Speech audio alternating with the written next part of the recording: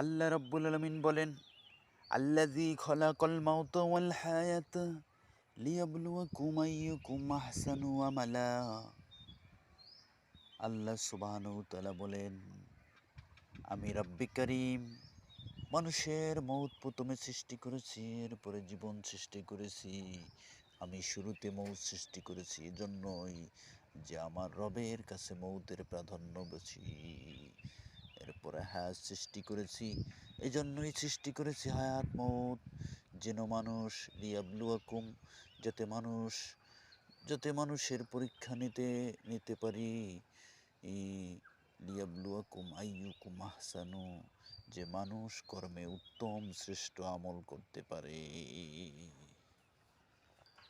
আহসানু আমাল্লা, ওই আমল, যে আমল অল্প আমল কিন্তু এই আমলটার ওজন বেশি, আল্লাহর কাছে গ্রহণযোগ্য বেশি, ওই আমলটাকে আল্লাহ সুবহানাহু ওয়া তাআলা আহসানু আমাল বলেছেন।